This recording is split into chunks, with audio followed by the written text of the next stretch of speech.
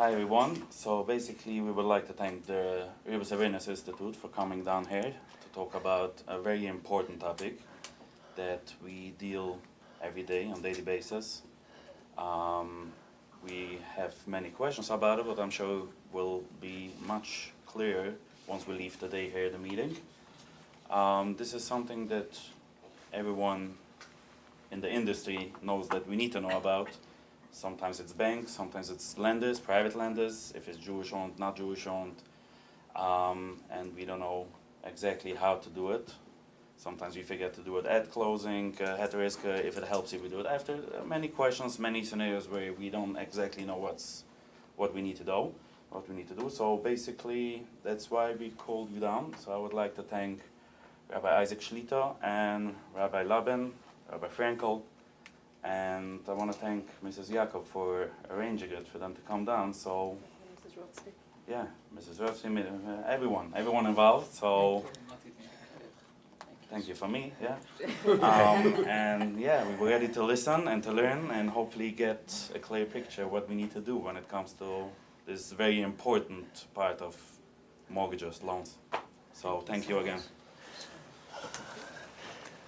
Okay, I'd like to also give thanks for this chus, Ribis Awareness Institute, for this chus of spreading Ribis awareness in the financial sector. Special thank you to Rabbi Lavin and Rabbi Frankel for all their amazing work. I'd like to thank the head staff here at Everest Equity, the leadership, for you want to run your business, kedasa kedin ka'alacha, doing it properly, and find a way to do it properly. May you have the schus of, thank you for hosting this event. May you have the schus of hosting many gatherings of mitzvah, and you have much bracha and atzlacha in your business.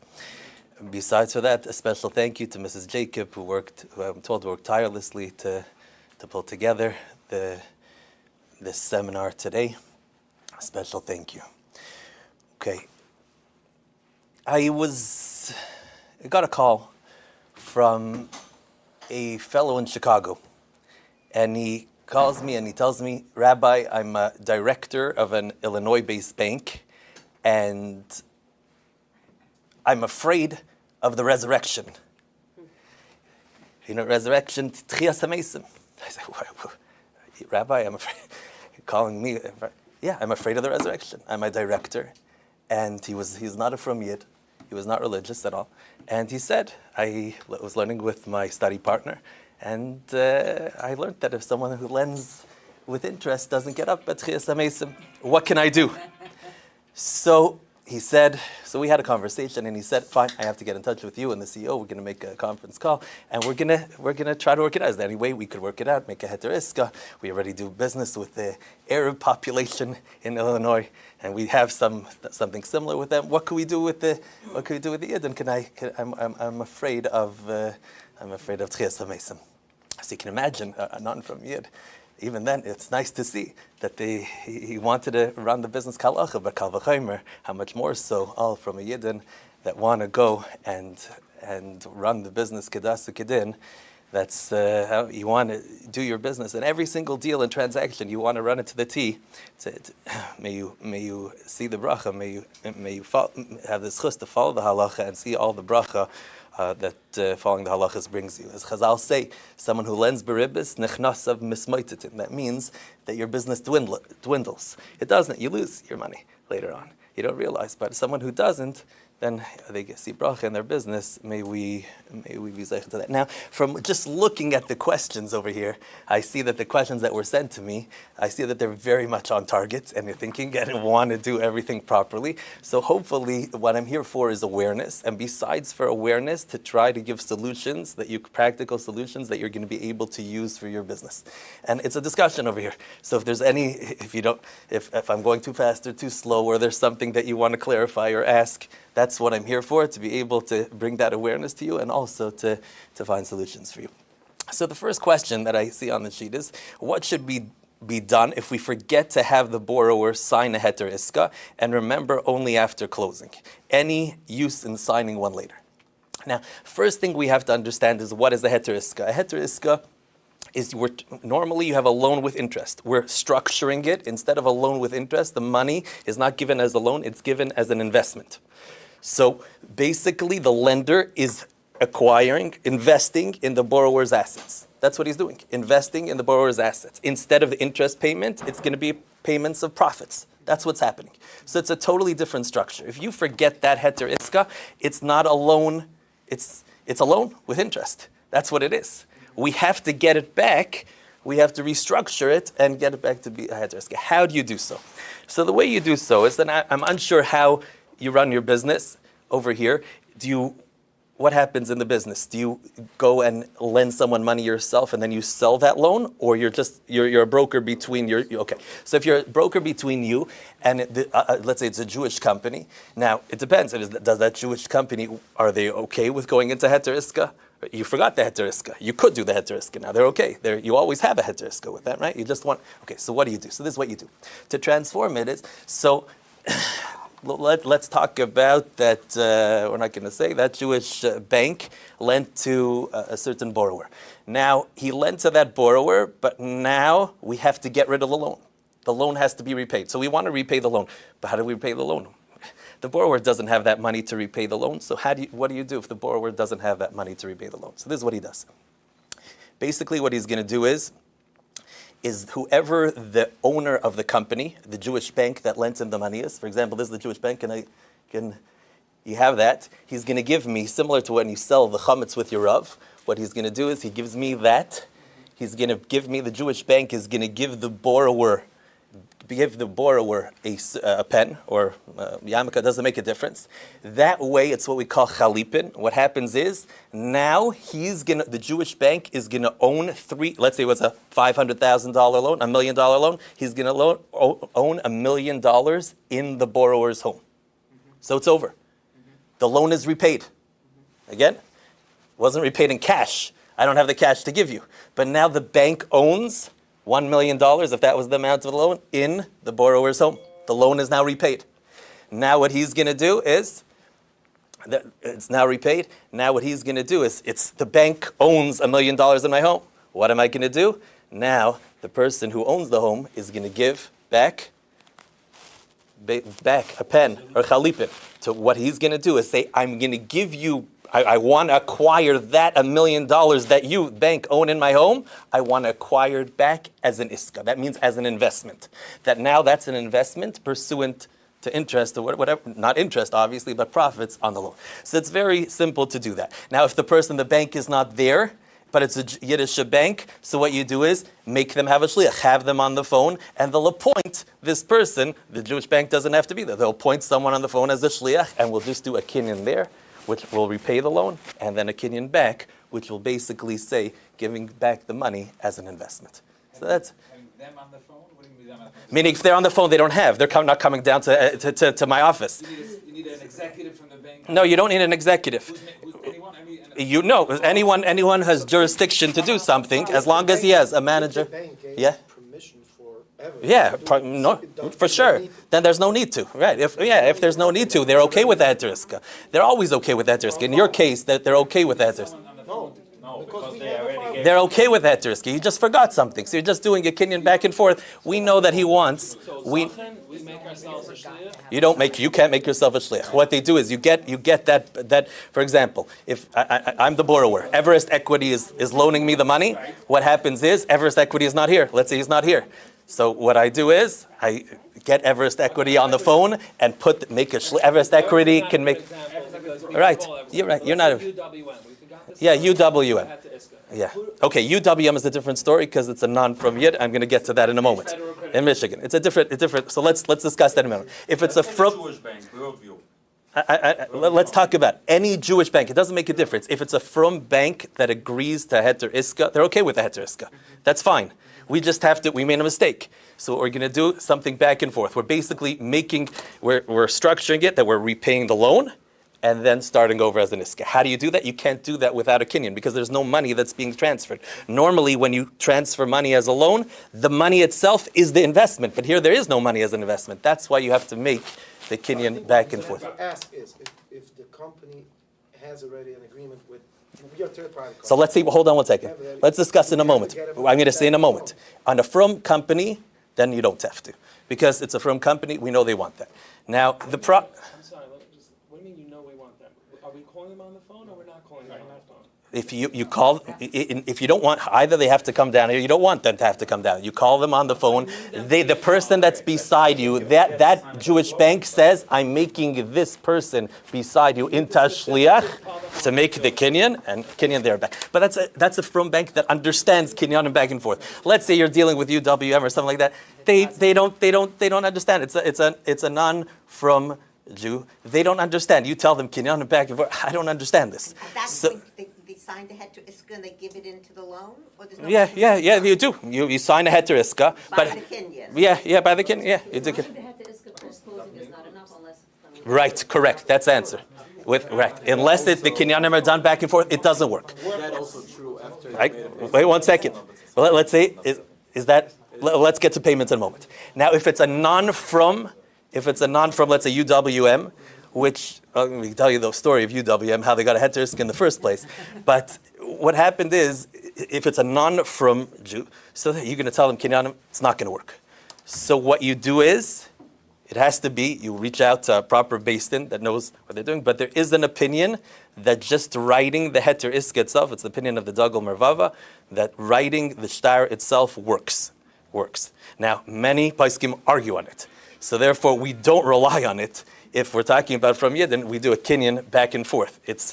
But if you have nothing, there's no other option, so therefore we'll rely on making a heter iska with them, afterwards, even without a kinyan, and it will turn from a loan to kinyan. Best, get in touch with the beis din, because they will put certain language in that contract that will be in place of a kinyan. So that's what you should do. So instead of doing... Already in there? It's not already in there. Because it's in there, the regular heter iska is that the money is advanced as an investment. Here, there's no money that's being advanced. There is nothing. So we have to somehow make a kinyan. But then we would change the wording. They're not going to change the wording. But even if they don't change the wording, if they don't want to change any wording, you could go with just their iska itself. That's what the Dagul Mervava relies on.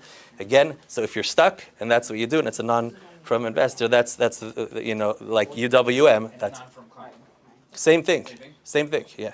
A non-from client that's not going to understand it. Non-from client, I started talking about, pick up a pen. Okay, he doesn't understand what we rely on the Dagul Mervava, and that's it. So Dagul Mervava, Kafai Zayin, you can rely on that. Okay. What you should do is you pick up a pen and Okay, so far clear. Now, what was asked still was, what's with the interest until then? So that's fine. We, from now and onward, we structured it as an investment rather than a loan with interest. But what happened?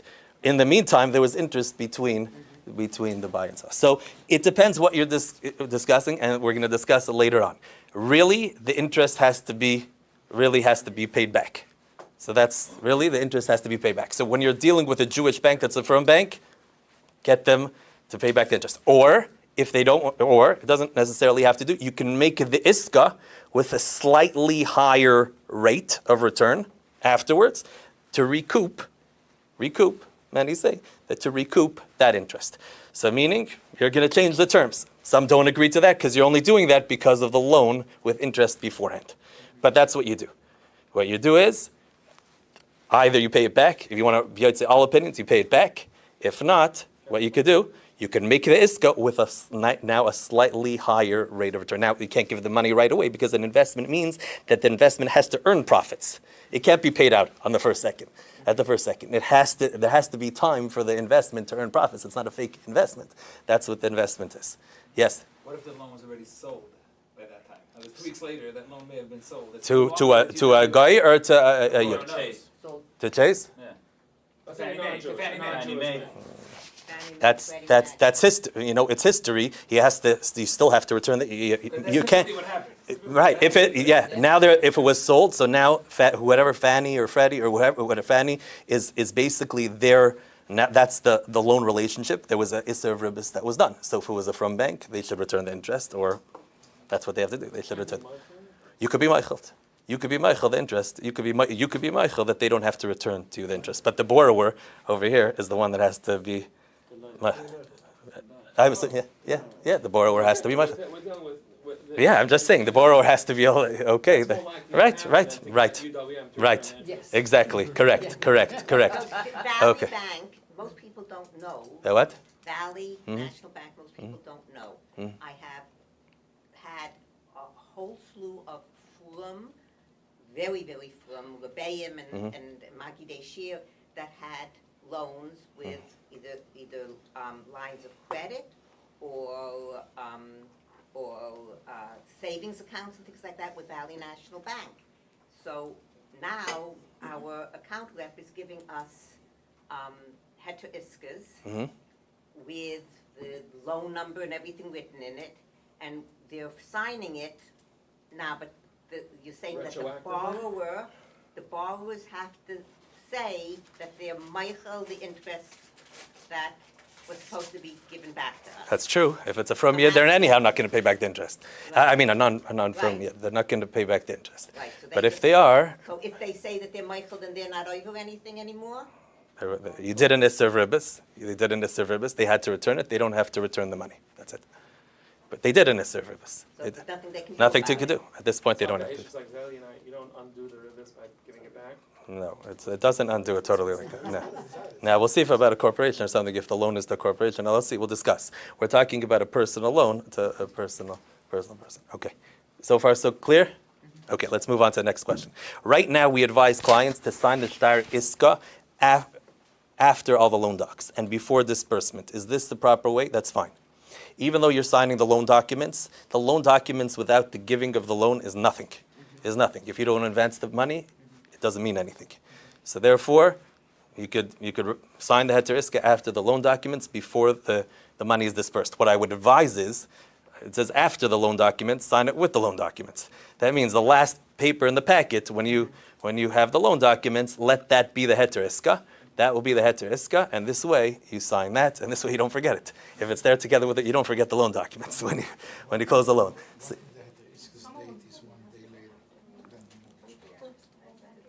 more, it's not going to be later, 1 day later than the mortgage note itself. It wasn't dispersed until they're both going to. If it's not signed, it's signed a day later. It's fine before the disbursement. That's fine. That's fine. That's fine. Does he have to know what he's signing? Does the client have to know what he's signing? I mean, do you have to explain to him, this is a heter iska, or do you signed it, it's You okay. should explain to him if you can, just to understand that it's not a loan with interest. You're structuring as an investment with stipulated profits. It's an easy thing to explain to someone. You're not. Do you mind repeating that? 'Cause Yeah, that's it's very basically clear. instead of a loan with interest, what's happening is the bank. What they're doing is they're investing in his assets. So they're investing in the borrower. They're investing in his house, in his stocks, in his bank accounts, whatever he has. Whatever assets he has, the bank is investing in those assets. There's stipulated profits that you're making stipulated profits, the amount of the interest, equal to the amount of the interest, and then that's the way you set it up. Be signed before the loan documents.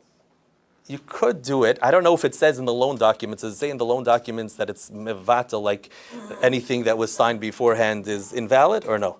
Then it could be before, and I'll there's tell no you difference. why This might be a good idea. I had a client who refused to sign. First to sign the heter iska. And his attorney told him. Who was it? It was a non. That was a UWM loan. Yeah. And his attorney, who's also Jewish, everyone's Jewish there. The attorney says, I'm not a rabbi. Okay. You're showing me a document about Jewish law. I know nothing about it. I don't let you sign it. So is it from a Jew? No. It wasn't. But they refused to sign. They refused to sign, so there's nothing I could do to him. What I could do is give him a day earlier when his lawyer's not there. Yeah, you could do whatever you want. He's still going to go to his attorney. No, he won't. The lawyer shows up at the Okay, that's for you to figure out. The question is if it works, if we sign a book. Yeah, it works. You did. It's legally. You have something. It's basically the UWM heter iska. A little bit about it many years ago, and this is really where the koyach of all of you, the strength of all of you, comes in. You as brokers have a lot of koyach. UWM did not have a heter iska. It was a majority-based company by non-from Yidden in Michigan, and we were doing business, and I get calls all the time that we can't do business. People pulling out of loans. Then they had a heter iska, but the heter iska wasn't a proper heter iska. So I was going back and forth with the legal team, basically to make it an heter iska that will be okay, will be the standard that we could accept as a proper heter iska.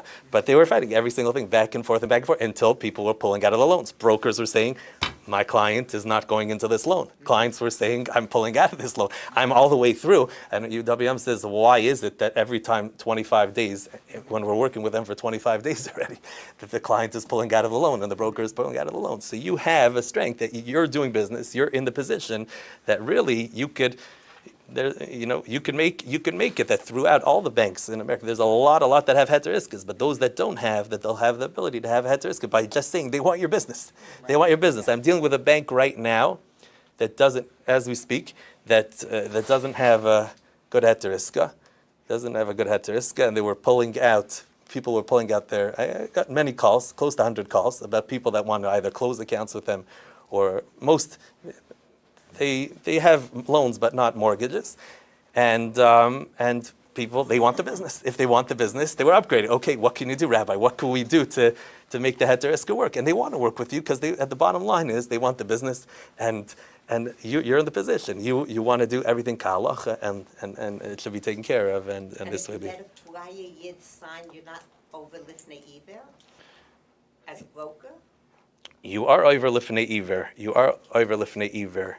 Lifnei iver, and any Jew that as a broker, when you have a broker, if a broker brokers between a Jew and a Jewish bank, is problematic. Between a private Jew and a Jewish bank, that's lifnei iver. You're over iser min hatayra. That's the only issue. I mean, it's One second. Let's one question at a time. Yeah, what were you saying? That what? So what he said, like he provided and the guy refused to sign So it. done.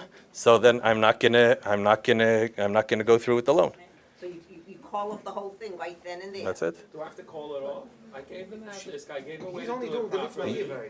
He told I'm giving him the right way. So this is the answer. He's refusing. Good question. I'm going to explain to you. I'll explain to you. It depends. If it's a from yid, you walk away from it if he doesn't want to sign that terska. On the other hand, if he's not a from yid, then instead of you giving him the loan, you know what he's going to do? He's going to go to a different broker who's going to get a loan from the exact same company. So when he's going to do that, there's no lifnei iver anymore. That's called chadiver. There's no lifnei iver because instead of you doing it, he's going to go to another broker and do it with the same camp. So there's no lifnei iver. There is the isser though of misayeya, even though there's. Why are you sure he's going to the same bank? Not that, he is. You're right. If he's not, there's no reason he's not. No, it's the Rob bank cannot be. The what? Rob is not. If you. Am I going to go?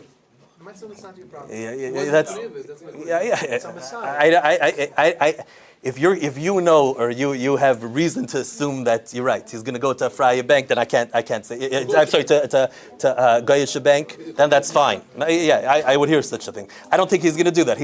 They have all his documents, they have all his stuff. He's just going to go. Oh, this broker didn't work with me, so now I'm going to go to this broker. That's what it. So it's no lifnei iver. So there's still a problem, Messiah, which is the Issa D'Rabbanan of Messiah.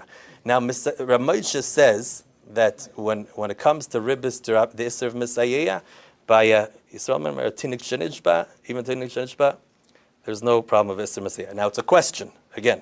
Question.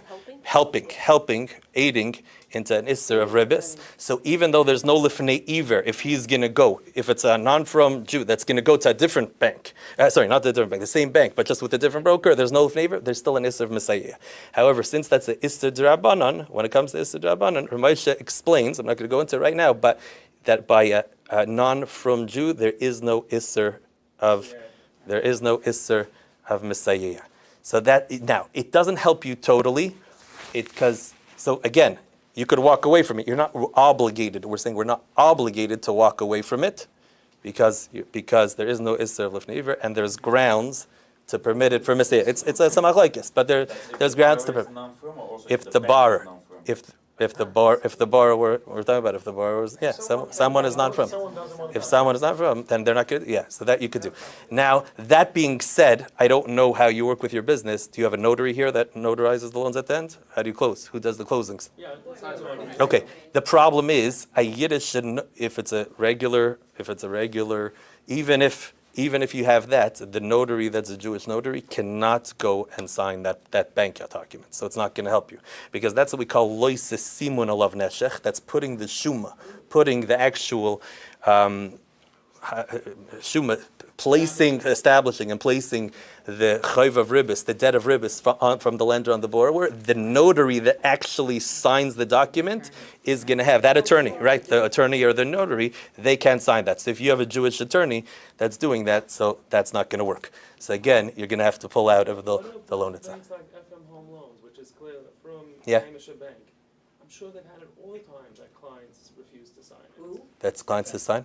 The clients, FM Home Loans, I'm sure clients borrowers refuse to sign all the time. So if a borrower, They pull a loan, they would not sign it. they should do it. If it's a non, This is a bit- that's what you should do. Yeah, that's what you should do. You should pull. That's what you do. You pull out. You pull out. The only other thing is a person's in a firm that there's Yidden and Goyim or something like that. They could have a guy, a Goyish employee do that. Probably lending to a non-firm person might not be the same problem as borrowing, right? It's one of our questions, so. Okay, let's discuss in a moment. So far clear? Is it clear? Okay. One point. Yeah. It's not only if you could get the loan, through somebody else, but it's only if somebody else is a non-Jew. If he has to come onto a broker and he has to go to a Goyish broker, Yeah. it's good. But if the only other way to go around is to by a different broker, or maybe not a firm broker. Will it help you for the? No, that's not going to help you. But he's not going to go to a firm broker. He just not a firm broker.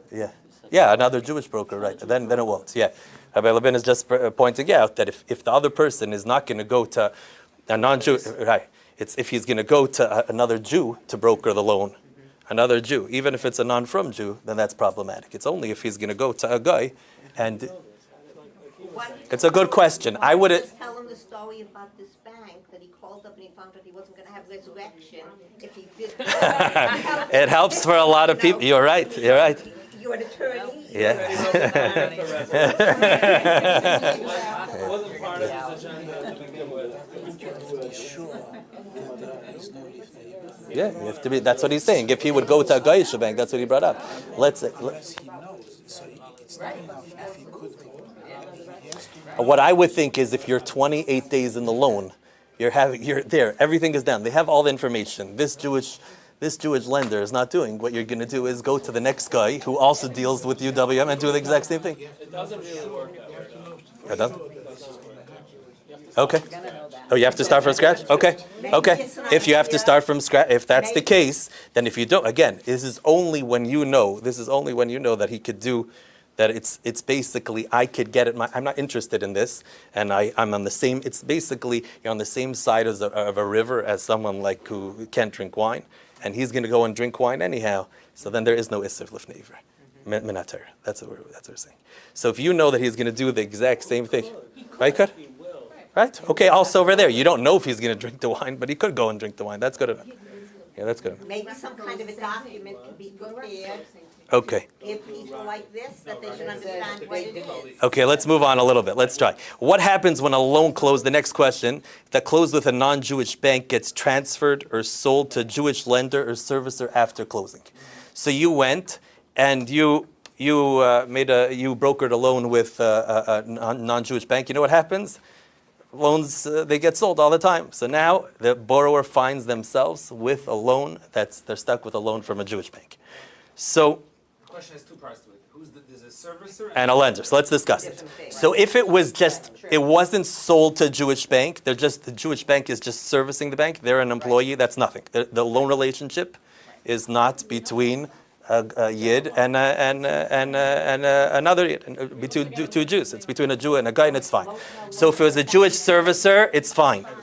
The problem is, the question is, when it was sold to an actual Jewish bank. So now you have a problem. So I asked Reb Shlomo Miller this question, and he said that it's a problem. You have to get out of the loan. I'll explain to you in a moment.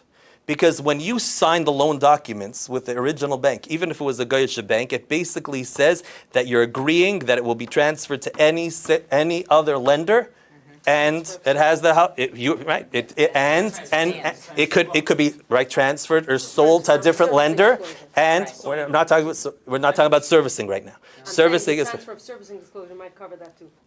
It might be disclosing that they right. transfer. It discloses that they could go and sell the loan to someone else. Therefore, when you're agreeing to a loan, you're agreeing to do business, to take a loan from that Goyish bank and any other bank which they sell it to. And therefore, it's regular Ribis Diraisa. It has to be refinanced. That loan has to be refinanced. There's no way to get out of it. You have to refinance the loan. Now, we'll see if it was a loan to an LLC or a corporation. There's room to be, we're going to discuss. But if it was a private loan to another Jew, that loan has to be refinanced. Now, when you're refinancing that loan, there's two parts. We're going to refinance that loan. How do you do it? We'll work it out. We discussed how you can now, the first thing is, you don't have to be refinanced. Let's say they agree to Heter Iska. Ask the Yid, do you agree to Heter Iska? Fine. If they agree to Heter Iska, it's fine, if it's a Jewish bank. But if it's a non-from Yid and they're saying, we're not agreeing to Heter Iska, then you're stuck. Obviously, if they're going to go with the Heter Iska, it's fine. Or if you offer them to Heter Iska, it's fine, and we'll go and we'll change it. We'll now do a Heter Iska, and we'll do the Kinyanim, like we did in question 1, the first question that we discussed. If it's a non-from Jew that does not agree to do a Heter Iska, you're stuck. You have to refinance the loan. Now, did they talk to you? The second, you don't negotiate. does it make a difference if they talk to you or not? No, Because they won't make it. There's no one to talk to. sometimes there is, sometimes there's not. But if they're not gonna, if there is, you could discuss. If you can't do a Heter Iska, you're stuck. So aren't we better off going to a lender that has a Heter Iska in the first place? Yeah. And then it's good for everything. Yeah, you're good. You're good. And that's it. Wait a second. Hold on. Doesn't matter, that's part of the loan. They could also send it. I don't know who they're selling it to. Are they keeping their loans or are they also selling it to? Are they selling? They're also selling their loans. But the Heter Iska is part of the loan. The Heter Iska is not going to the next bank. They didn't agree to the Heter New Iska. one has to be made for the. They didn't agree to the Heter Iska. You have your private Heter Iska. If they sell it to another non-from Yid, you have the same problem. You need a new. Yeah. So it doesn't. Okay. Yeah. So. Yeah, we're going to discuss that. You're supposed to let him know. Yeah, and I'll tell you. Yeah. Hold on a moment. You don't know. There's nothing that you could do. Now, sometimes you could find out what the business of the lender that you're using. You're brokering it with a Jewish bank, with a non-Jewish bank. Who do you sell your loans to? And they'll tell you, this is what we do some of the time, this is what we do other times. They'll explain to you what their normal way of business is, and you could discuss. If they always say that they're going to go and transfer it to a Jewish bank without a Heter Iska, obviously you're not going to do business with that bank. Go and do business with a different bank rather than them, because people are going to see, and let's say after a year they always sell it to a non-from Jewish bank that doesn't have a Heter Iska, the borrower is going to get themselves into trouble after that. So obviously, don't use Conventional that bank. loans mostly go to Fannie and Freddie. That's Yeah, not an yeah, issue then. yeah. Fannie and Freddie is It fine. doesn't matter who the servicer is. Fine. Fannie and Freddie is fine. Fannie- Yeah. But yeah. then all of these non-QM loans that we have now, they might go to Jewish. Okay, so well, you can ask. See, ask them what business they do. There's no way. Sometimes there's no way to They'll tell you. You're not going to always get an exact response, depending. They don't know. And certain loans sometimes they sell to here. So every bank works a little bit different. Aren't you allowed to have loans that are over Mr. Cooper? That's and Mr. Cooper I think is being bought off. Let's discuss that later on. Yeah, let's discuss. Now, okay, what happens when the loan that closed gets transferred to a Jewish lender? So if they make a Heter Iska, good. If it's a non... It's not a corporation as a lender, right? Corporation as the lender doesn't help. As long... The borrower. Yeah, we're going to see in a moment. Now, he said that's problematic. Now, you have another thing to worry about. You also have the Ribis that accrued in the meantime. What do I do with the Ribis? There was interest. It got transferred. This borrower they had a Jewish borrower with a non-Jewish bank. It got transferred to a non-from Jewish bank. And you know what happens now? Now they're stuck. They don't want to go into Heter Iska, but the Jewish borrower can't pay the Ribis. What's he supposed to do? So what he said he's supposed to do is get someone, hopefully that's close to you, to pay up the interest portion of the loan. They have to be close to you. You can't, because I'll tell you why they have to. They're doing you as a taiva to not be over the Isser of Ribis. You cannot pay them back that money that they paid out for you. So basically, someone is going to pay someone, a father, a brother-in-law, someone you find a yid that wants to do a mitzvah, doesn't want you to be over the Isser of Ribis, and pay the Ribis portion of the amount, refinance it as quick as possible, as he could, so it doesn't accrue. And this way, you won't be over the Isser of Ribis. If you can't find that, there is another way. You can contact me. There's one other way, but it's much, much more difficult. It's going to be harder to explain. You can contact me. This But one sounds pretty hard. this one, no, it doesn't sound, it doesn't, yeah, it depends if you have someone to lay out the money. If you have good friends or good, it depends who you have. Yes, yeah, it's very difficult. Refinance it? Yeah. You're saying pay off the complete loan? Refinance. Okay, right? Pay off the loan. Done. But in the interest, In the interim, just for the interest portion, so it accrued. For example, it got transferred to Jewish bank. I realized it got transferred. So what do I do for these few weeks till the next few weeks till I refinance, right? Till I get, what I do is have someone else pay the ribis in order, just in order to get me out of that loan. I'm not making him. I'm not saying that you're my messenger, and I'm Mortgage payment in the meantime. not the whole. It doesn't have to be the interest part, just the interest, and that's fine.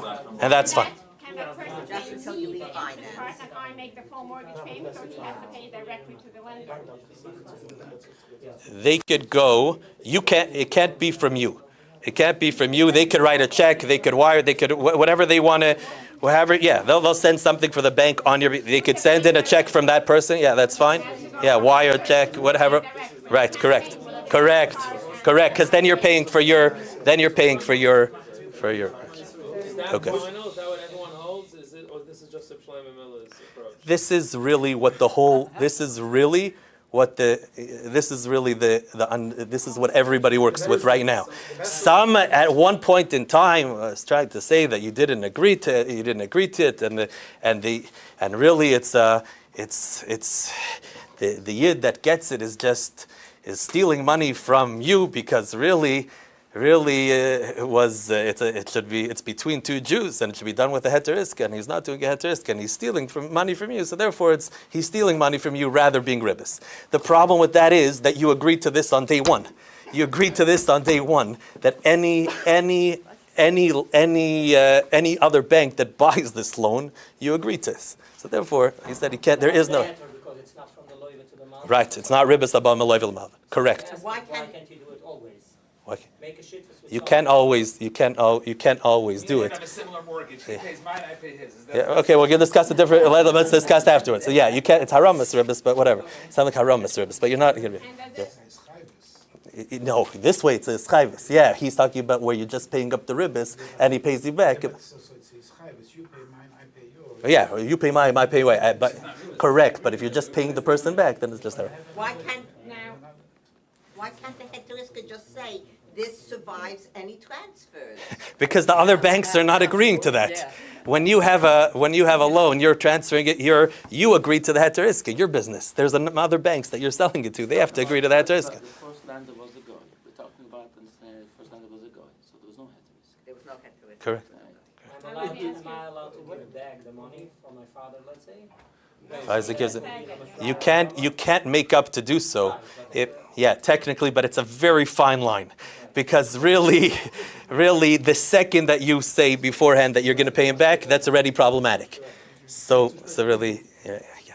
What's this in the same scenario when the first lender was the first loan was done with the heter iska with the yid? Yeah. But the transfer to an non-Jew. Right. Is it? Now it's nothing. It's the loan relationship is between the yid and the guy. No, the child is the heter iska from the first lender. It's not binding on the second one. It's not. He said it's a guy. I'm saying in a scenario where this was when the first lender was a guy. Okay. Transferred to a guy to a yid. Okay. What was it if the first lender was done with the heter iska? The first one was done with heter iska, but then it gets transferred to a non-from company. Yeah. So the question is the heter iska from the first lender binding on the second one? Not if they don't agree to it. They have to agree to it. That company has to agree to the heter iska. The shal is that then you don't have the time from Shlomo Miller, because I agreed that you sell the loan with the terms and conditions that I agreed. No, I agreed to send it to sell the loan, whatever it's marketable on as a regular loan. It's not marketable with the heter iska. It's not marketable. You're not agreeing to heter iska, and no other company When you're signing, you're not agreeing to that heter iska, and no other company is. Heter says, I make you a shliach Right? to lend money from a goy. Oh, that's fine. Yeah, that part No, is so Mamela Bazoi wants you, this is how it's sold. right. And that's why it gets once it goes out of the yid into the goys, it becomes that the first yid is a shliach Correct. to To broker the loan with the guy. broker the loan for Yes. another person. Correct. So therefore it turns into a real note, and now the heter risk is completely worthless. Correct. And, right. So if then it goes, let's say it goes from a yid to a goy, Right. and then the goy sells it back to a yid. To non from yid or in one step, right? You're just in another step, but it's the same thing. Yeah. Okay. Yeah. Yes, nobody relies on that. First they have to pay off the Karen. It's not- We don't. I don't rely on. Besides, problem from Shmuel first, I was dealing with a heter iska between someone from Chicago and Milwaukee, and from Shmuel first is a Talmud from Rav Moshe. He didn't want to rely on that Rav Moshe Michla. Besides for the fact that I spoke to Rav Cyril Rosenberg from Eretz Yisrael, Mem Nissan's Bez, and all, there's a Kivega that argues, yeah. But even him, he didn't want to rely on Rav Moshe. Let me ask you a question. Does it make it, usually when loans are sold by a lender to another servicer or investor, they're bundled Servicer up. is not a problem. Right. Yeah. They're bundled up a bunch of loans Okay. together. Does it make a difference if it's like one Jewish borrower between 10 non-Jewish borrowers as a bundle sale? No, I don't think it's going to. They don't. Yeah. They're buying each one Yeah. separately. Yeah. That's it. Okay. Let's move on. Next question: are business purpose loans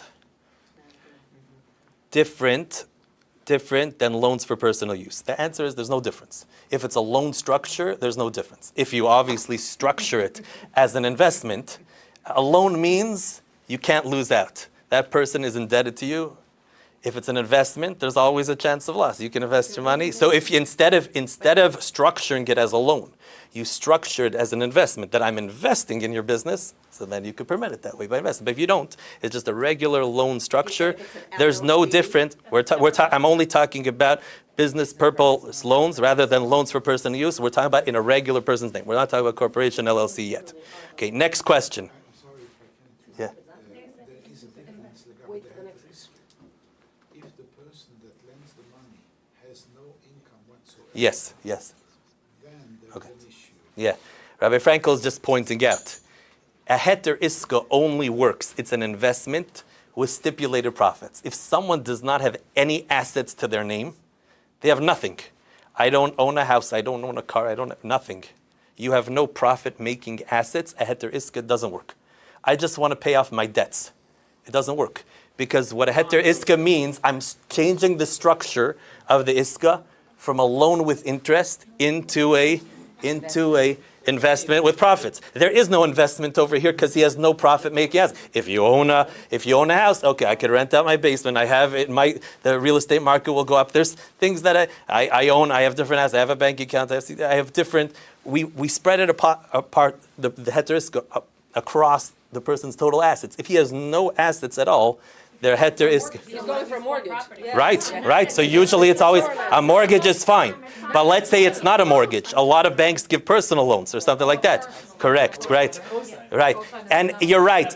Usually a mortgage is going to be fine, unless the only way is if the real estate market, it went down.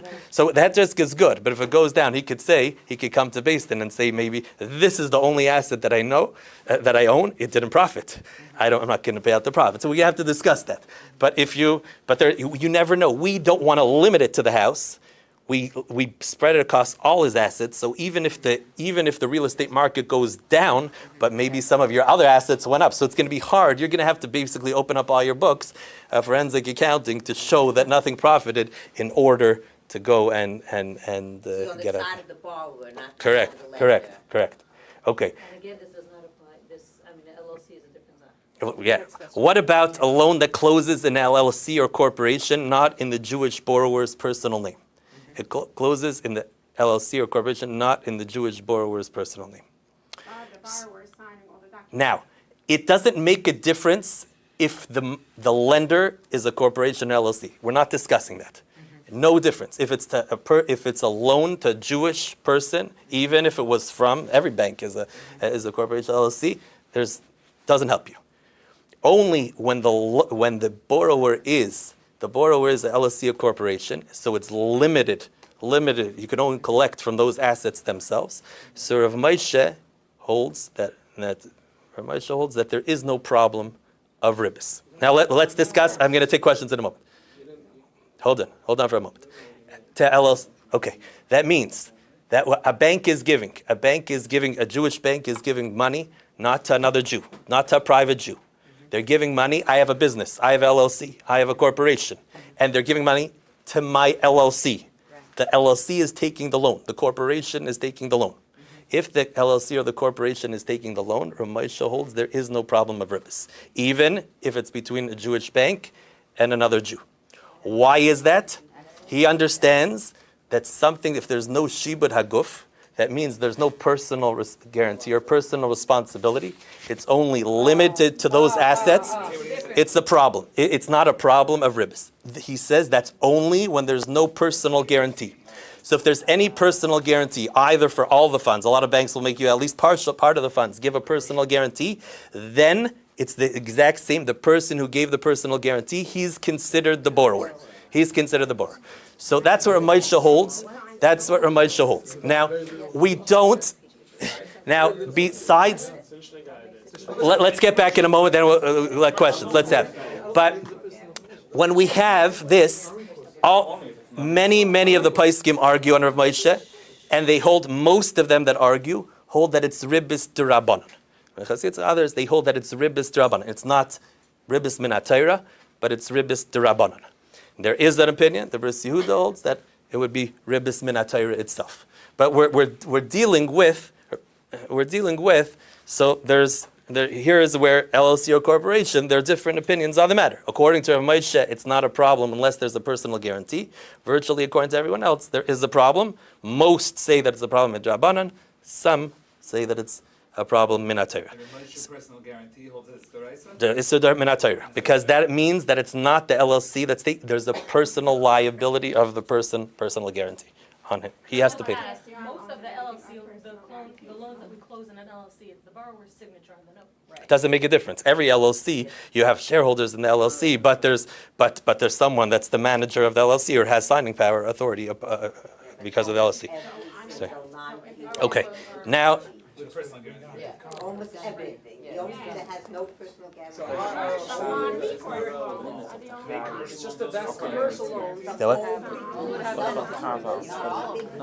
He's gonna get to them. Yeah, we're gonna get into them. Okay, so again, a non-recourse loan, like we said, an LLC, a corporation, a non-recourse loan, according to Rav Moshe, is permissible unless there's a personal guarantee. Even if it's a personal guarantee on part of the money and not the total amounts of money, it's also a problem on that part. That's going to be a problem. Probably had to discuss. So, l'chadchila, when you're trying to do something, us by based in Meisharim, what we do is when it's Ribis Min HaTorah, we don't rely on a regular loan on this Rav Moshe. That we don't do it. So almost all do a heter iska. It's a corporation. Give them a heter iska. That's what you're doing. You're a bank. A bank is giving a loan to someone. It's not a Jewish. It's not a Jewish person, a regular Jewish personal borrower, but it's a LLC corporation. Make a heter iska, and this way you get out of all problems. That would be the best way to make a heter iska. If it's after the fact, or I didn't realize, or there wasn't a heter iska, or there's something like that, and it's after the fact, you have what to rely on, somewhat, to not return the ribis that was given, because you at least have Rav Moshe. That Rav Moshe holds that it was permissible, and even those that argue hold its Ribis D'Rabbanan. Once you took the Ribis D'Rabbanan, that's what we call avak ribis. Ribis D'Rabbanan. Once you take it, you don't have to return it. So there's what to rely on. But when you're coming, a brokerage firm is coming to say, what should we do? Step one, what should we do? Get a heter iska and get it done properly. That would be the best way. This way, through all opinions, that you're okay according to all opinions. Okay, let's see what else we have over here. How much? Okay, are commercial mortgages bound to the same halachas as residential? Yeah, it's the same thing. Again, if it's a corporation or LLC, then obviously it's different. It doesn't make a difference, commercial or the question is what the lender is. Is he personally responsible or not? Okay, next question. How much digging are we obligated to do as brokers to find out if a broker is Jewish? Same for lenders. If a lender responds that we are not Jewish owned, is that enough for us to rely on? Can we rely on that or not. Now, if a borrower is Jewish, the first thing you have to know, if a borrower or lender tell you that they're Jewish, you have no clue what Jewish means. They don't know what Jewish means. So they, both ways. They could think that they're Jewish and their Zayda on their mother's non-Jewish and their Zayda on their father's side was Jewish. And the opposite also. Both ways, they don't know what Jewish means. They tell you they're Jewish, they could be non-Jewish. And when they tell you they're non-Jewish, they could be Jewish. So really, they don't really. So let's discuss the borrower first. You can't really rely on what they're saying. Now, a borrower is slightly problematic. I had a call from someone. He had, I don't know how if you do this over here, but there's some businesses that lenders that what they do is they get business. They either get it through the internet or they get it through cold calls to people. And they're calling someone in the United States, Goldberg from Borough Park, or they can have someone from Nebraska. It's a Jewish-sounding name for Nebraska. His question is, does he have to worry about that this fellow from Nebraska that has a Yiddish-sounding name, are they Jewish or not? What are they? So you could say Medina and what the halacha is, and again, there's room to always be more machmir in these regards. You don't want to get yourself into Ribis. But if it's someone that even if it's a Jewish sounding name, you have if you want to be okay according to all, just avoid a Jewish sounding name. But are you obligated to do so? Can't say that you're obligated to do so. Can't say that you're obligated to do so. You have someone in Nebraska that even someone said they had a senator in the United States for New York. Her name was Dianne Feinstein. Feinstein, Ramesh. But you could have, he's a guy. California. I'm sorry. No, not Jewish. Not Jewish. You think so because it's a Yiddish sounding name. But the point is, if you have someone obviously if you have a Goldberg from Borough Park, it's different than when you have someone. So there is Medina, you could rely, someone could say they could rely on Rav. I can't say they can't rely on Rav. Now, when you can rely on Rav, though, it depends how you do your business. Because some Rav will say that a Goldberg from Nebraska is not Jewish. So even if it's a Goldberg, there's people that have the last name Goldberg, they're total goyim. There's many. But you could have, so it's okay. Obviously, if it's a Jewish, that there's more reasons to assume you should avoid it. But you can't say. Now, there's a difference between a cold call to a landline or when you're calling someone on their cell phone or through the internet. Because when there's something called kavua means that when someone is based in their home and you call them, so we don't go after the majority. It doesn't work. So if you call someone a cold call on the landline, Rav, the majority doesn't help. But if it's a cell phone, if it's the internet, it's a different story, and you could rely on the Rav. If you could rely on the Rav, so that's what Shlomo Miller said that would be okay. That wouldn't be a problem. You could rely that the majority, even with that, is non-Jewish. Besides for the fact that if it's younger generation, there's different. But obviously, someone that tries to stay away from that. It's definitely Tov Alav Bracha, and it's good, especially when they have a question. Now, the problem is with this person is, it's illegal to ask someone, are you Jewish? So if you're calling, say, oh, we're in the middle of a loan, by the way, are you Jewish? Oh, we're not giving you a loan anymore. So that's what people call. They're not allowed to ask, is the Jewish part. If you're allowed to ask them. What do you lose by asking them? You don't lose, you'll walk away. But it's illegal. You're not allowed to ask a person is Jewish and then walk away from the loan. So that's why, if you're allowed to, do that, and you'll walk away from the loan. You're not, because you're racist. You're not taking my loan because it's a Jewish borrower. I'm just going to make sure it's Goyish lender. Okay, that's you could do. You can't do such a. That's what I've been told from the companies that have called me. That's what they said, that they're not allowed. Yes, they can ask. Now, when it's the other way around. Now that's what we're discussing. What's nogeh for you is other way around. When the lender is Jewish, then that's a whole different story. You don't have to do a business. You're brokering with a lender. You should find out, is the lender Jewish or is not? Now we're going to qualify what does that mean that a lender is Jewish. But you want to find out, is the lender Jewish? If the lender is Jewish, It's your responsibility as the broker.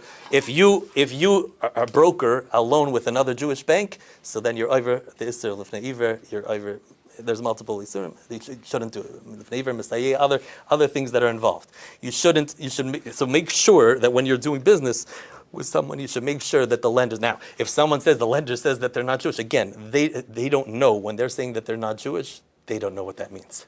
So you're going to have to be mavar and you're allowed to do that. That's not something that we're trying to see if we could do business with you. That's not talking about legal, illegal. That's not what we're discussing over here. Why is there of this situation? Right. So I can't say there may be rife. We're going to discuss in a minute, but there are resources to find out if a bank and the lenders that you're doing. KFI is one of the examples. Our business has some, but KFI is good. They have a list of telling you what they went and looked into certain guidelines. What's a Jewish borrower, what's not. We'll give you the guidelines also, maybe to look into yourself, but you should probably get more research exactly if it's a Jewish borrower or not. But if it's a lender, yes, don't do business unless you verify. They say that we're not Jewish. They don't know what Jewish means, and that means maybe that my father was not Jewish, but my mother is Jewish. You don't know what that means, and that. 1% something Jewish, right? Let's discuss. Started to dig. Charlie see they can't get. If they can't dig, you're not responsible. Charlie is he tried like how far do we have to dig? How far do we You don't have to. I can't say. I would say when you're doing many loans with someone, you should try to find out. Keva is very easy to do it. You just look up to there. It doesn't take so much research. We're talking about you want to use this lender for many loans for all your customers. You could do a little bit. You could do research. If you can't, you stop and you can't do the research anymore. And you reached out. You reached out to Keva. You reached out to Beis Sharm. You reached out to the places that know a little bit more, and you still can't be mavarer. Then it depends. There is makam to rely on the rive. We can't say that it's not permissible. Once you do. What I wanted to ask you for the other way around is. What? KFI. Yeah. Do research for a fee. Okay. Even if you can't do it, you call them up and they charge you. Excellent. That's excellent. Yeah. Excellent. There's a reason. They'll do the research for you. Excellent. You were talking about going out to the client when the broker calls the client, so then it's kavir or not kavir. What happens? Not a broker called the client. I wasn't talking about the broker. Let's discuss this later on. Come afterwards. We discuss, but it's not. I wasn't talking about the broker. I was talking about the actual lender, the person who owns the bank, the lending bank. Okay. Now let's move on. So basically, if you're go to KFI, look at the list, reach out to ask your questions. You want to do business with them, find out if they're a Jewish lender or not. If they do it and you can't, and you don't have any other options, I'm sure you probably also have other options to lend. There's Goyish lenders, there's other things, but if you can't and there's no other options, or far superior, we can't say that it's us. If there's a rive, there's a makom to rely on that. Okay, what percentage of Jewish ownership is a problem? Say a lender has a Jewish partner less than 1% or 1% to 5%. Will it still be considered Jewish owned and require a heter iska or not? So what does that mean? So we're talking about let's talk about a publicly traded company over here. So something that's a traded company. So what's considered owner? So this is what it is. So for example, you have a company called Tesla. Okay, a yid owns 100 shares, 1,000 shares in that company. He has $500,000 in Tesla. Is he really an owner in Tesla or not? Could he go and take some of some of their products? Are you an owner or are you not an owner? So this is the question. How do you define what is a Jewish company? Is a Jewish company? How do you define a Jewish company? So before we do that, so the Bris Yehuda holds, and some hold this way, is that it goes after Roiv. Roiv means if the majority of the money is non-Jewish, then it's a non-Jewish company. Majority is non-Jewish, it's a non-Jewish company. Now, also, some add to that, the majority of the decision making. That means if you have on the CEO or the board of directors, and the majority, even if it's a non-Jewish company, Roiv is not Jewish. The majority of the money is not Jewish. It's a good question why. I'm not going to get into it right now, but but even if, let's say, the majority, the decision-making power in the bank is Jewish, then that may be problematic. No, if they own nothing, not. But we're talking about if the miyat they own a miyat. They own a miyat, but the Jewish, yeah. Okay. So, well, let's discuss. So that's. CEO is a yid, Let's discuss in a moment. So if majority is non-Jewish, the Bris Yehuda says okay. Some add that again, it has to be besides for the majority being non-Jewish, the majority of the decision-making power also has to be non-Jewish. So if that, there's now Rav Moshe holds not that way. Rav Moshe holds that's not what ownership is. Ownership in a publicly traded company doesn't go after Roiv, the majority. That's what makes it a Jewish company, non-Jewish company. Ownership is having influence on the policy and the decisions of the company. That's ownership. So let's say I have a bank and they lend with interest. We know they lend. Chase Bank. And they lend with interest to Yidden. We know they lend with interest to Yidden.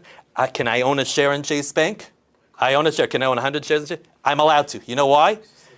Hold on. Because the share that I own is not ownership. I'm just in it for profits and losses. I'm not an owner. I have no decision-making power. I have no controlling share. They don't really care. My vote is nothing. I have vote, and they give you a vote for you to feel good. Ramesh just says, pitumi mili ba'alma, that you feel like you're a part of the company itself. It's pitumi, I'm voting, I have a right. Someone in Florida, I want to have a vote in Chase Bank. But your vote means nothing, and therefore that's not considered ownership. Ownership means that you have a shlita, that means you could guide and influence policies of the company. So if you have a company called Tesla, and you have a few shares there, you're nothing.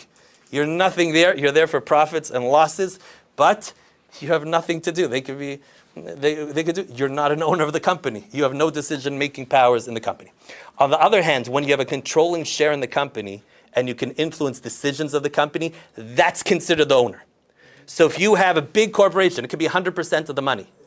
But the people that own the decision-making powers, let's say that's only 20% of the company. They are the owners of the entire company. Why? Because everybody else is in it just for profits and losses. They're the ones that have the decision-making powers. They are the owners of the company.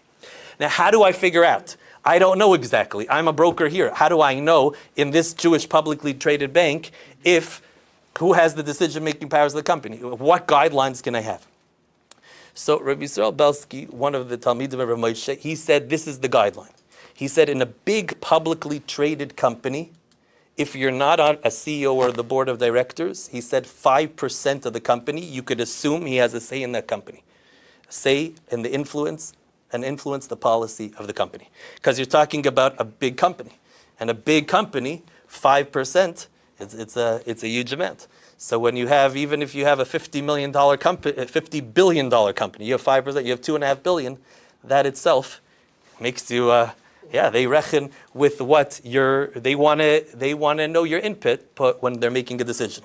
If you are on the CEO or board of directors, he said, 2%, you have to have 2% ownership, and you're on the CEO or board of directors, that is considered already a Jewish company, and it's problematic for Ribis.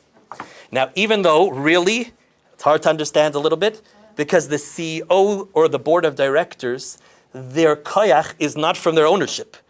The reason why a CEO has a koyach of a bank is because he represents, you have the CEO of Chase Bank, is because he represents billions of dollars of people's money. It's because of his position, not because of his money. But he makes something that if you have ownership of 2%, plus you have somehow that you have more of an influence on decisions because you have that, you're in with it. If someone's just the CEO with no shares in the bank, it's not a problem to have a Jewish CEO. He's an employee. He's an employee of the bank. But if you have 2%, so even though you don't have that 5%, but you're in with the people over there, so therefore, even because of your ownership, they'll take into account your dealings with. So that's what he says. There's a letter that came out from Moshe Sternbach this past month in Sivan that he says even less. He says even less than 3%. He says less than 3% of a company, not 5%. He says even less than 3%. He wrote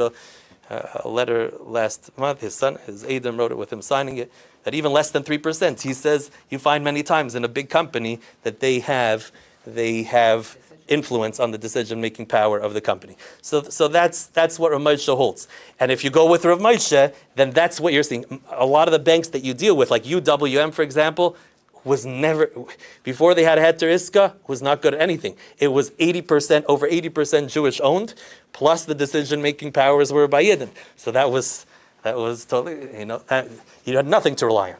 Over here, it depending. If you have something that has Roif, the majority is non-Jewish, or the majority, at least the decision-making, is non-Jewish, but you have one Jew that has that decision-making power with a lot, so then that's a machlekes. The best would be is when you're a broker, and you're trying to give someone a product that is permissible according to everyone. So find a bank that has a good rate that they don't have Jewish people that influence policy, because otherwise, according to Ramesh, it's problematic. Now, if you didn't know and you already brokered a loan and you already, you didn't know that there was a Jewish person that could influence policy, as long as there was Roiv that was Goyim, they have what to rely on, that they don't have to return the ribs. So now, if the person wants to go according to Alapins, that's up to the borrower to see if he wants to refinance or do what he wants. But you don't have to, you had what to rely on. There is another opinion, that it's Roiv, the way that a company, Rabbi Shlomo Miller added that he's worried about more even Roiv of the decision-making,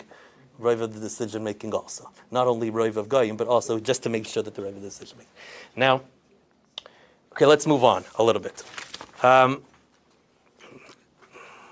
Now, obviously, if there's someone that's less than 2%, you know that he influences the company. Obviously, that we're talking about, you don't know. You're not going to know most of the time. So we're giving you a basic guideline.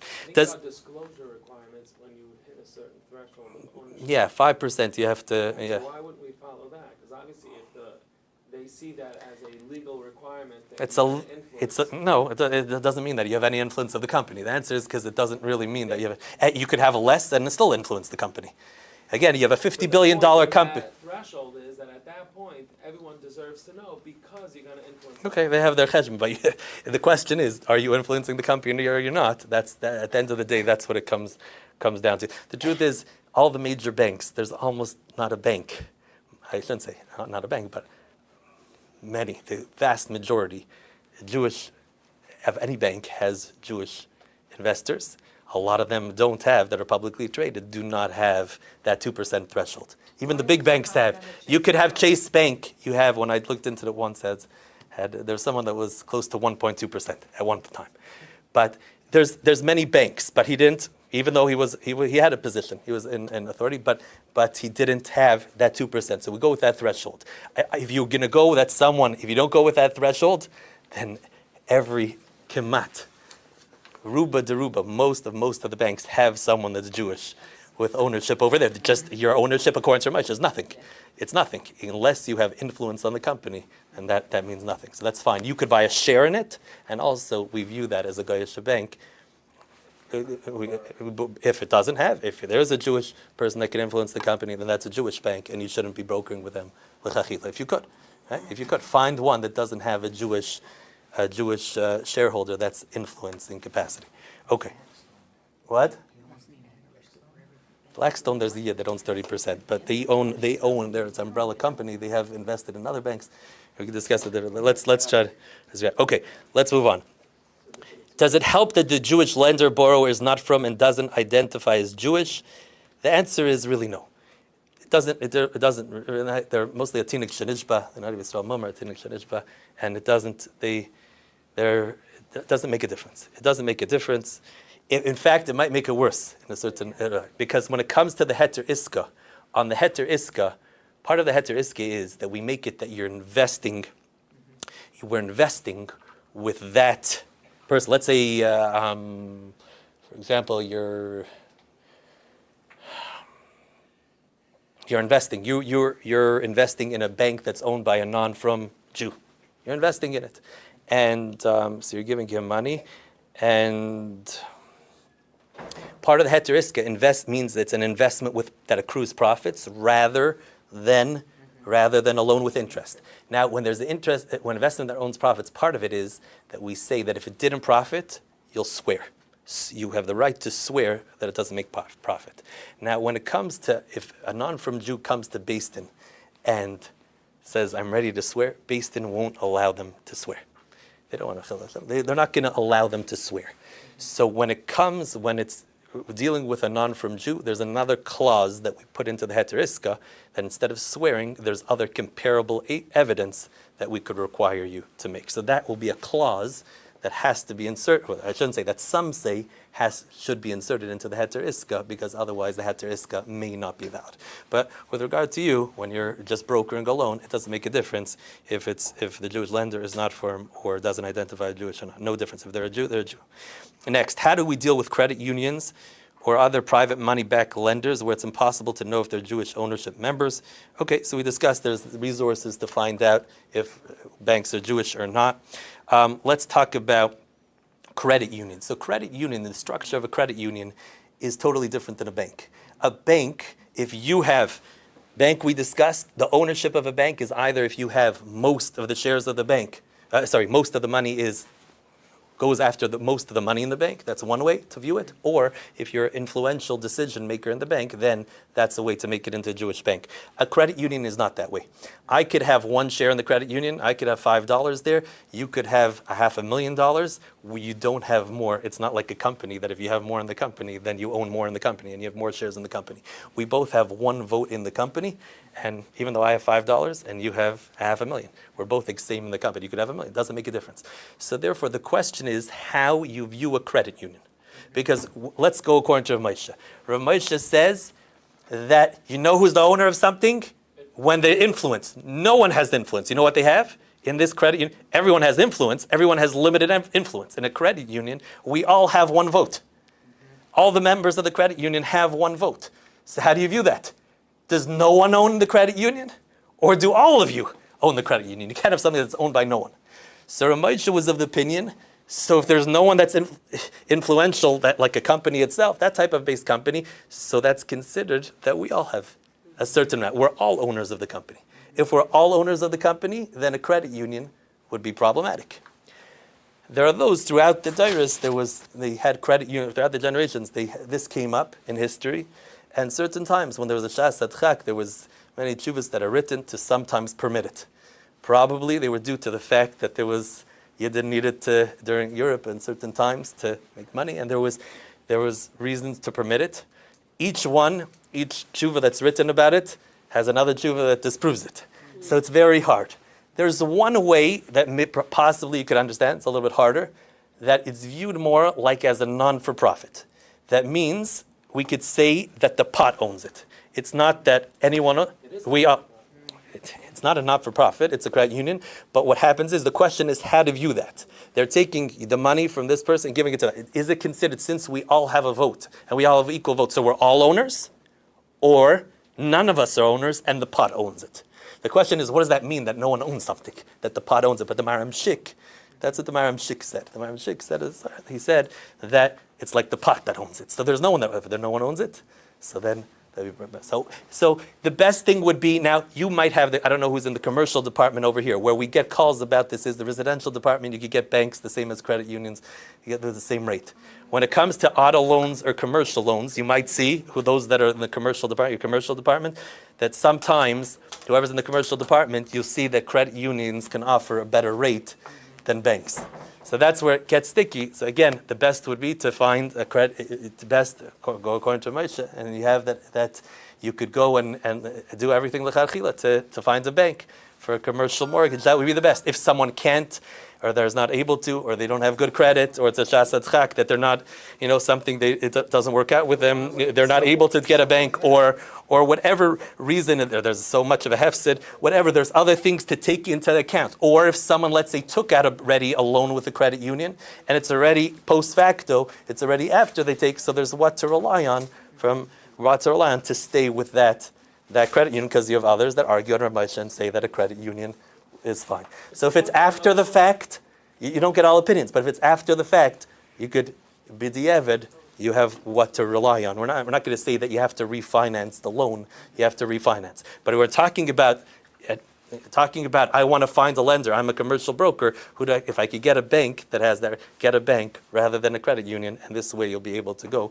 according to all, because according to Rav Moshe, then it's a problem. According to Rav Moshe, even one member in the credit union Correct. Jewish is a problem. So almost, you could assume every credit union has that. Now, there's some credit unions that have a heter iska. They contacted me from two places, from Toronto actually, has a Yiddish credit union that's run with a heter iska. All the board of directors are all Yidden. There's in Georgia, there was a Yid that's there, and he's on the board of directors. That's not all of them are, but they also have heter iska. So credit union also, maybe they're following banks. Banks are getting more into heter iskas, but maybe credit unions. So let's discuss that. So let's discuss that right now. His question is, that was really the next question, there's one of the questions there. Are we allowed to invest money in credit unions? It's not via stock market. The credit unions are not on the stock market, but are you allowed to invest in credit unions since we don't know if our profits are going to be derived? Meaning a deposit. Can I have a deposit account in a credit union? So the answer is, it depends. We have the question of credit unions, which we discussed between Rav Moshe and the others. Right? However, a deposit is always easier than taking a loan from a credit union. The reason is because when you're depositing with a credit union, you're giving it to a corporation or an LLC. And therefore, according to Rav Moshe, there's reason to be lenient. However, if you're the lender's the LLC, and you're taking out a loan from them for a personal, private Jewish borrower, then you don't even have that. So anytime you're invested, so you have people say, there's Marcus, Goldman Sachs, there's different types of to invest in a credit union. When you're investing in the credit union, is easier than taking a loan. Why? Because you have a tziruf. Also, you can add to the fact that Rav Moshe holds that when you're giving it to a corporation or an LLC, it's permissible. When you're borrowing from it, you're a private borrower that's borrowing from it. Let me take it a little further. There are a lot of banks and commercial where they ask you, in order to give you a loan, that you should put money into their account. Yeah, you have to do that. You have to do that to do that. What's the next? So does it make it? They're taking. They wanted you to keep business with Yes. them to have their account. They want with your $5 thing. They just want you to be up. They might want you to start. Yeah. Not always does it work. Yeah, but yeah, you're true. They want you to, but you could make a $5 account and you could get a loan with them. Is that problematic? The answer is you can't give it a clean slate. Because the credit unions, according to Moshe, are problematic. And now, according to Moshe, he himself holds corporations are not a problem. So again, you have to go. If the credit unions are a problem and corporations are also a problem, then it's right. But you have what to rely on. Always when your deposits are always easier than a loan because you have that more to rely on. Okay, let's move on. Yeah, definitely. So what about private money, which is similar to that? Private banks? Private banks? Well, there's actually some lenders who also have a section like for non-QM that have private money that is coming in from various investors. Now, you don't know. Is it is the loan structured directly to the investor, or is No. It's not? No. It's an LLC, and they're make money. Those different investors. I know, but is that investor directly? Sometimes an investor directly invests in a mortgage or a certain thing. They know exactly what mortgage they're investing in. Just a group. It's just a group. You all are putting money into this one fund. And it's not just a front, and so it's an LLC, and that LLC has many pool of investors in that LLC itself. So if it's a front, the LLC is just a front for those investors. So the loan relationship is between the investor and the bank. If it's not a front, so it's the loan relationship is between the LLC, right? That LLC and the bank itself. So whatever, right? Unless what we discussed. But if it is one big pie. So whoever owns that one big Correct. pot needs, if they're not Jewish, it doesn't matter if any of the investors are Jewish. Correct. But a lot of times it's just a front for those investors, and those investors even know which mortgage they're aligned to or something like. Yeah, specifically. Yeah. So it's sometimes just a front, and it really is earmarked for this mortgage for this investor. So you have to really qualify that. Okay. Let's move on. Should a heter iska be signed on all loans where there's a cosigner? Okay, now this is cosigner. So this is a question, a cosigner. Now, usually it's called a co-borrower now when you have the loans. But yeah, sometimes cosigner, sometimes co-borrower. This is those, us by based in Meisharim, we give a heter iska for when you have a co-borrower. Many of the Bati Dinim in Eretz Yisrael also do that. I went to Rav Vosner's based in when I was there, and others, and many of a lot of them in Eretz Yisrael do that. Now, yes, I'm going to discuss right now. Okay, so let's discuss right now. I'm taking in $1 million loan. Yeah, my $1 million loan, I don't have enough credit to get $1 million loan. So I have a co-borrower that signs on with me, and the bank gives me $1 million loan. Now, this is the reason why it would need a heter iska. Since they don't have a credit, since my credit score is not good enough, they're relying on the co-borrower's credit score. We view it as shnayim shalovu, as if both of us took the loan. So I took the loan on 500,000. He took the loan on 500,000, and that person though doesn't need the house. He was just my co-borrower. So he's giving me his $5,000 loan that he's required to pay the bank with interest, and he's saying, "You take the money. I'm lending you that $500,000 of mine, on condition that you pay what I'm required to pay for the bank, the 500,000 plus the interest to the bank." So already the first mortgage payment would be a problem of Ribis. Why? Because we're viewing it as that co-borrower who signed on for you is basically giving the real borrower that $500,000 on condition that you pay the interest, the principal and interest that I'm required to pay for the bank. You do that for me. So I'm lending you money to pay, instead of paying back to me, you're paying back to someone on my behalf, which is interest. That's the problem. Why would it only start with the first payment? Why 1 would it second. start the day that it originated? Yeah, So the day that's that, when the yeah, interest that's was true. accrued The day that it on. originated, right? That's true. You know the bank is lending the full million to you, it's not 50-50 It's, and it's that's not- the question. Do we look at it as both took the loan because they're relying on his credit? They're not relying on me. They're not. It's a co-borrower. They're relying on that. So the question is, how do we view it? Do we view it that you're the borrower and the other person is just like a guarantor that's joint and severable, like an Arav Kablan? Or do we not view it that way? We view... It's what the bank views. Right, correct. And we went to different legal teams to try to, when I discussed with Reb Shlomo Miller, he said, let's ask the lawyers. And we went through different legal teams. No one could really give us the answer on this, but many, since they're relying on their credit score also, it's considered like the bank basically lent both. It's like both of you took the loan. And since they're responsible on half. I always send my customers an email, like before or at closing, and I send a sample that I got from somebody. Just ask your own, but here's... Perfect. So that's perfect. So if you have that heter iska, what that... Between the borrower and co-borrower. It's between the borrower and co-borrower because the co-borrower, It's 50-50. right, whatever it is. Yeah, that's a good word. It's basically the heter iska is that the co-borrower, what they're doing is instead of lending the borrower that 500,000 to pay back that 500,000 with interest to the bank, they're investing with the borrower. That's what that risk is, to pay back the bank the profits on that investment. Now, he brought up, let's say it's not 50-50, if it's 70-30. So whatever, what? Who makes up the percentage? Whatever it is, whatever the, what do you mean? The bank doesn't. Oh, the bank doesn't. Gave me the loan of a No, million and so because you're both required to 100% liable for the whole bank. So if you're both 100% in halacha, we view that you're both 50-50. You're right, they could come after you for 100% and you have 100%, the Is it a 50. difference if the co-buyer is on title on the deed or not? Does it make a difference? It doesn't, no, it doesn't really make a difference. It doesn't. The co-borrower doesn't have any assets. Yeah, if he doesn't have any assets, yeah, then you can never do heter risk when someone doesn't have any assets. So you have to make Yeah, sure that the yeah. co-borrower, Yeah, the co-borrower, usually if he has credit, he's gonna your have it. brother or sister doesn't have. If you don't, usually if you have a credit score, but yeah, that's possible. Yeah, that's correct. That is correct. Yeah, if you have no assets at all, you can never make heter risk. And then the different question, how does halacha view, you said that halacha views it as 50-50. I have sometimes I have a mlamed who's, his shver and his father both co-signing. So then Three-way, correct, divided three-way. Now, I have a question, it's not on mortgages, but I know that you need to have a head to escalate. If somebody uses my credit card and I'm paying interest on the...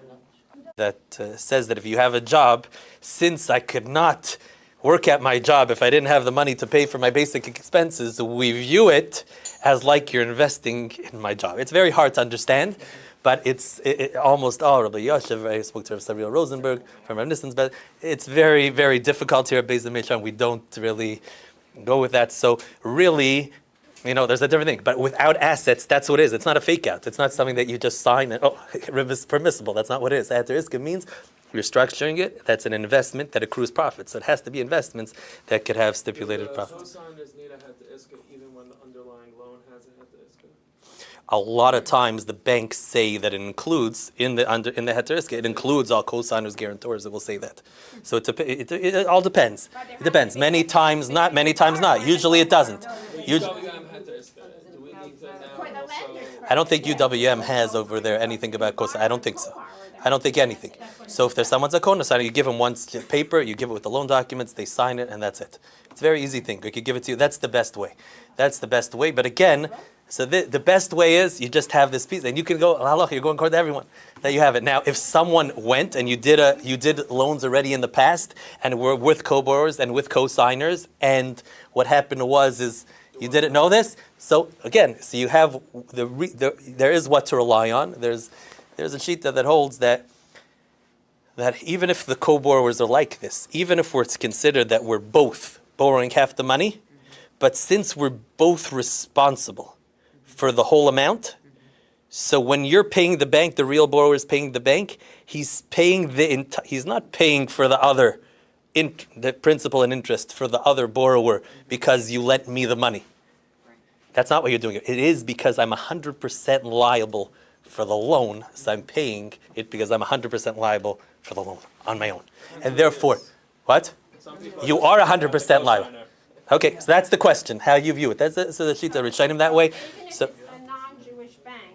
You still need this. Correct. Should it? Right, correct. If you did it, right, correct. If you didn't do it, I can't say that you don't have to rely on. There's ways to fix it up later, but it's more complicated. But you have there are Shitas that say that.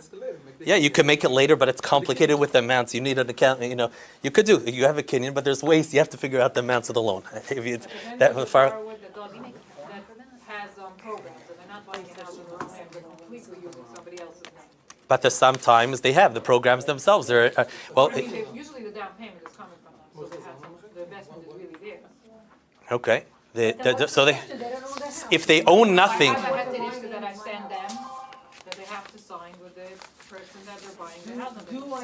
I buy a house and I use your name. You're not using my name, it's my house. Okay, let's try to finish the questions and let's move on. Next question. You can ask questions there. What percentage of Jewish ownership is the problem? Some say a lender that has a Jewish partner less than 1% or 1% to 5%. Well, it can still be considered Jewish owner. We discussed that. Now, I just want to make one point. A publicly traded company is much better than a private bank. You might have a private bank there could be private banks that are banks. When we discussed everything, a Jewish owner that has influence on the bank, that Ramosha says it's not just a shutfis, it's just that a partnership that everyone who owns a share is a partner. That's only in a publicly traded, many say that that's only in a publicly traded corporation. If you have a private bank, even if it's a private bank, perhaps it wouldn't apply. So if you have a private bank, it's not publicly traded, but there are a lot of people that own shares in it. It's not clear that 2% that it could be anyone who owns money in it. Is a problem. If you have a Jewish person that even doesn't have an influential, the same way that you understand if you have a partnership of 5 people and one is Jewish, it's problematic. I can't take a loan from that partnership of 5 people because one is Jewish. Same thing when I have a private bank. Perhaps it's not like a public bank. It's also like a partnership. So that's not clear. So you're always better going with a publicly traded company than a publicly traded bank than a private bank.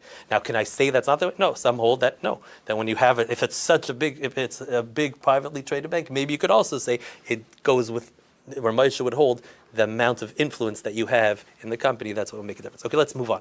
Does it help that the Jewish lender or borrower is not from and doesn't identify as Jewish? We discussed that. Doesn't make a difference. Next one. How do we deal with credit unions or other private money-backed lenders where it's impossible to know if they're Jewish ownership members? We discussed that. No. Are we allowed to invest money? We did that. Should a heter is? We said we did. Okay, so we're done. So we're basically, any other questions? If I buy a house. Hold on one second, yeah. If I buy a house but I use her name. Yeah. Okay. For whatever reason, Section 8 or whatever the case is. You need a heter iska for that. Because when you buy a house under her name, she's the one that's taking the loan from the bank. Because it's her credit. She's advancing that loan to you, and therefore she's lending to you on condition that you pay. You're not. We both agree in Choshen Mishpah you're not. On title you're the owner, but you both agree either you have a condo or even not. You understand that she's the owner of the house and she's buying it, and all you did you enabled her to get the. I have a heter that I sent to Yeah. the client. So that, Different one. If you buy a house with somebody else's name, and if you post it, it's a different version. yeah. Yes, heter iska Heter iska, depending, you have to also, whoever you deal with, heter iska, it has to be done properly, it has to be written properly. You have to make sure to deal with a based-in or something that knows. If you're just going to do it yourself, I've seen heter iskas that lawyers draft up heter iskas, they're from different companies. When you cut and paste and cut, they don't really know what they're doing. Just make sure the heter iska that you get first, before you do, you give it out to your company, it's something that's reliable and it works, and this way it works. Now, heter iska, like we mentioned, sometimes if a person has no assets, the heter iska doesn't work. Heter iska only works, again, if it's an investment that can accrue that amount of profit. So if you have, let's say, a heter iska, and it says that the return on this iska is 50%, 60%, I could have never, my assets could never, I can never get that type of return on my assets, so the heter iska is a farce. It's not, it's a joke, because it can never get that return on the assets. That's what most say. It has to be, so if a person who has a lucrative businessman who has a lot of assets that in many different sectors that could go up and down, so obviously he can charge more for a heter iska. He can give a high, you can have a heter iska that accrue, that could have a much higher return. You could have a hard money loan when there's a person who's doing their first bridge loan and he has a high interest rate. He doesn't have that type of money to accrue profits on the investments, But if you have a lucrative businessman that can make that type of return, so then on that hard money loan, a heter iska would work. So it depends. You always have to ask depending on what it is. I definitely, anyone really who's here today is basically made a proclamation that you should be proud of yourself. That I want to run my business. I'm a broker. I want to run my business, my job. I want to do it al pi halacha. It's definitely a very insightful crowd and a very energetic and into it. The crowd was, and I see that you want to do everything properly. You should have, we discussed that a person who has Ribis, when Ribis is done, when you lend with Ribis, the assets dwindle, you lose your nechasim, you lose your assets. When a person keeps halacha, then you get all the brachas. I just want to wish you, they should all have the business, the Everest equity with all the brokers, you should all have in your personal lives. You should have parnasa, and you should have bracha and hatzlacha and all your business. If I what I'm going to do is, I have my contact information, I'm going to give it to Mrs. Jacob. So this way, if there's any way, if any of you need it, or feel free, you could reach out to ask a question, or to any question that comes up, or something that you need for your business, you could feel free to reach out, and I'll try to. Would you recommend that we officially let our borrowers know after closing, like with our closing email, thank you email and everything, if your loan gets sold to a servicer, be on the lookout or be aware? Servicer is not a problem. It's only if it's a lender. If it gets sold, if it's a lender. It does get sold. It depends which. Some companies keep them, some companies don't keep them. How much is my responsibility? I can't say that it's a good thing to make them aware. You should, why not make them aware? In case that it's sold, if you see that your loan is sold, just reach out and we'll try to accommodate you. Do I have an obligation to try It's a good way to steer have them connect with you. clients' files as much as possible to lenders like Penny Mac or others that service the majority of their loans? So that the selling No, you don't necessarily have to do UWM or Penny Mac. All these, they have heter iskas and they sell them, but do you know who they sell them to? How do you know that they? So if you send to Fannie, these are Fannie and Freddie lenders. Yeah, they have some. Yeah, but some of them do. Someone just told me this week, they called me that they said that whoever that they were dealing with says that they don't, it doesn't get sold, and now it was sold to New Res. That's what the loan got sold to them. So it all depends. You never know. But most of these companies sell their Fannie and Freddie lenders. That's what I would think. I don't know if it's a good thing. It's a good thing to make them aware. Yeah, can I say you're obligated? I can't say you're obligated, but it's definitely a good thing to do so. I want to thank the Ribis Awareness Project and Rabbi Levin and Rabbi Frankel again for giving. There you have this chus of being marbe, the Ribis Awareness. Also, not only this brokerage, all the brokerage firms across, and bring Ribis Awareness across the United States. If you have any questions, then I'm happy to. Quicken is supposed to buy with Mr. Cooper. That's the way that I was told. Okay. What's the status of Quicken? So Quicken doesn't have, as they have a heter iska. It's not as good as the regular heter iska. Even the UWM loans and all those loans. Prepared it though, right? What? Originally did it. There was really, it is. But it's yes. I can't say that it's I can't say that it has a heter iska, and they have on their website that it's pursuant to heter iska, but there's different levels of heter iska. For example, a bank that I was dealing with this week, especially when you're dealing with a non-from person, a non-from lender, this is where it comes into base.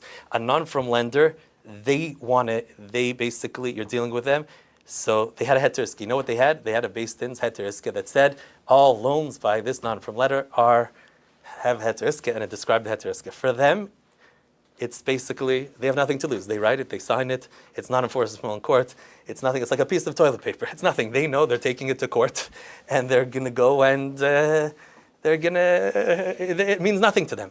So basically, I reached out to this, they were losing their Jewish business. People said, we're not going to do business with them. And that's where you come in, the brokers.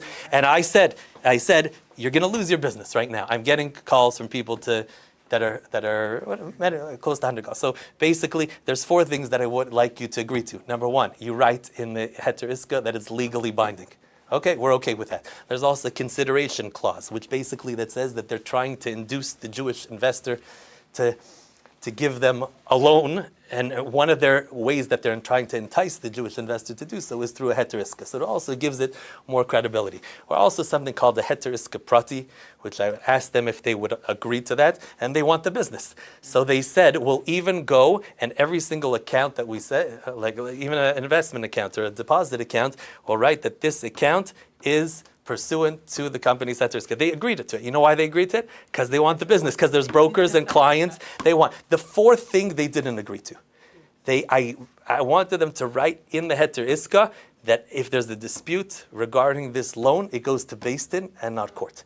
Their the chief legal compliance officer over there said, and the higher up, said, we're legally not allowed to go and do so. So residential lender or commercial lender? this is not Quicken. This is not Quicken. This is not Quicken. No, I'm not talking about Quicken. I'm talking just a private bank, a private bank that's owned by a non-from Jew. That's a non-from Jew. Now they said this is the hardest thing for them to agree to because legally they can't. So as told by I've based in is that we're going to agree it's going to be much stronger heter iska. This is the one thing, and if it goes to court, you know what's going to happen, but it says this is legally binding, and it's going to be challenged from both stadim in court. It's going to come to court, it's heter iska, it's legally binding, so it's going to be, they're not going to just knock the heter iska off the table. If you have a piece of paper that's signed by a rav, and it is not enforceable by anything, so that's nothing. You take it to court, they'll say that's nothing.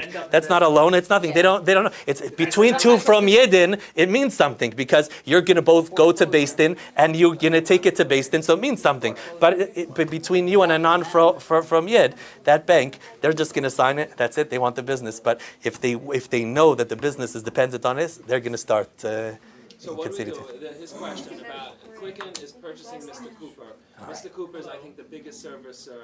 Yeah. WM. So everybody's owner. Mr. Cooper doesn't own. A servicer doesn't make. Who's going to own the loan? Who's going to? Yeah, they're on. But who's? Everybody's gonna have to refinance now. So who's going to? Who's? Quicken, they're saying that Quicken is buying it off. So Quicken has a heter iska. You can't say something. So everything that you had, that you loans that you brokered with Mr. Cooper. Right. If you're in what you did in the past, Quicken has that heter iska. Can I say it's the? And No, what's it called? Quicken's had to ISKA for loans that they purchase on the secondary market. I think they have for everything. As far as I know, I could find out. It works that way as well? I could. As far as I know, again, it was through Mr. Cooper, and now they're buying it later on the second. So I have to look into that. If what they buy on the secondary market. No, they're not buying.